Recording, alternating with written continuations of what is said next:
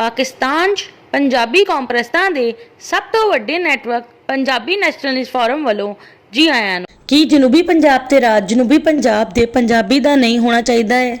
ਜਨੂਬੀ ਪੰਜਾਬ ਵਿੱਚ ਸਰਾਇਕੀ ਸਾਜ਼ਿਸ਼ ਬਲੋਚ ਪਠਾਨ ਤੇ ਅਰਬੀ ਨਜ਼ਾਦ ਕਰ ਰਹੇ ਨੇ। ਸ਼ੁਮਾਲੀ ਪੰਜਾਬ ਤੇ ਵਸਤੀ ਪੰਜਾਬ ਦੇ ਪੰਜਾਬੀ ਨੇ ਜੇ ਪੰਜਾਬ ਅਸੈਂਬਲੀ ਲਾਹੌਰ ਤੇ ਕੌਮੀ ਅਸੈਂਬਲੀ ਇਸਲਾਮਾਬਾਦ ਵਿੱਚ ਜਨੂਬੀ ਪੰਜਾਬ ਦੇ ਬਲੋਚਾਂ ਪਠਾਨਾਂ ਤੇ ਅਰਬੀ ਨਜ਼ਾਦਾਂ ਨੂੰ ਤੌਨ ਕੇ ਰੱਖਿਆ ਹੁੰਦਾ, ਜਨੂਬੀ ਪੰਜਾਬ ਦੇ ਪੰਜਾਬੀ ਤੇ ਹੋਣ ਵਾਲੇ ਜ਼ੁਲਮ ਤੇ ਜ਼ਬਰ ਤੇ ਇਹਨਾਂ ਦੇ ਕੰਨ ਖਿੱਚੇ ਹੁੰਦੇ ਤੇ ਫਿਰ ਬਲੋਚਾਂ ਪਠਾਨਾਂ ਅਰਬੀ ਨਜ਼ਾਦਾਂ ਨੇ ਬੰਦੇ ਦੇ ਪੁੱਤਰ ਬਣ ਜਾਣਾ ਸੀ। ਪੰਜਾਬ ਦੇ ਤੇ ਪੰਜਾਬੀ ਕੌਮ ਦੇ ਖਿਲਾਫ ਸਾਜ਼ਿਸ਼ਾਂ ਕਰਨਾ ਭੁੱਲ ਜਾਣਾ ਸੀ। ਹਜੇ ਵੀ ਵਸਤੀ ਪੰਜਾਬ ਤੇ ਸ਼ੁਮਾਲੀ ਪੰਜਾਬ ਦਾ ਪੰਜਾਬੀ ਜੇ ਚਾਹੁੰਦਾ ਹੈ ਕਿ ਜਨੂਬੀ ਪੰਜਾਬ ਵੱਖ ਸੂਬਾ ਨਾ ਬਣੇ ਤੇ ਫਿਰ ਸ਼ੁਮਾਲੀ ਪੰਜਾਬ ਤੇ ਵਸਤੀ ਪੰਜਾਬ ਦੇ ਪੰਜਾਬੀ ਨੂੰ ਚਾਹੀਦਾ ਹੈ ਕਿ ਜਨੂਬੀ ਪੰਜਾਬ ਦੇ ਪੰਜਾਬੀ ਨੂੰ ਸਿਆਸੀ, ਸਮਾਜੀ, ਮੁਆਸ਼ੀ, ਇੰਤਜ਼ਾਮੀ, ਇਕਤਸਾਦੀ ਤੌਰ ਤੇ ਮਜ਼ਬੂਤ ਕਰਕੇ ਬਲੋਚਾਂ ਪਠਾਨਾਂ ਅਰਬੀ ਨਜ਼ਾਦਾਂ ਦੇ ਜ਼ੁਲਮ ਤੇ ਜ਼ਬਰ ਤੋਂ ਬਚਾਵੇ।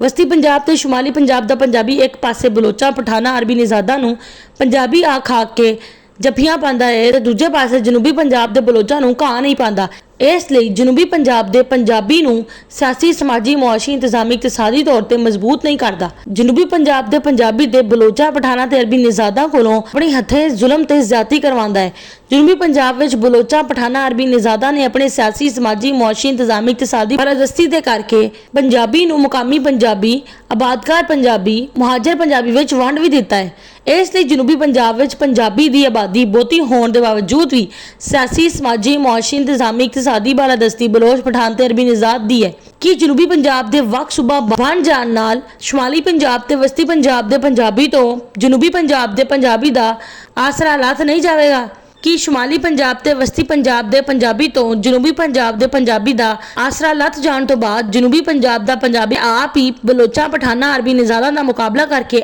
ਆਪਣੇ ਆਪ ਨੂੰ ਆਪਣੇ ਪੈਰਾਂ ਤੇ ਖੜਾ ਨਹੀਂ ਕਰ ਲਵੇਗਾ ਤੇ ਜਨੂਬੀ ਪੰਜਾਬ ਤੇ ਰਾਜ ਵੀ ਨਹੀਂ ਕਰਨ ਲੱਗ ਪਏਗਾ।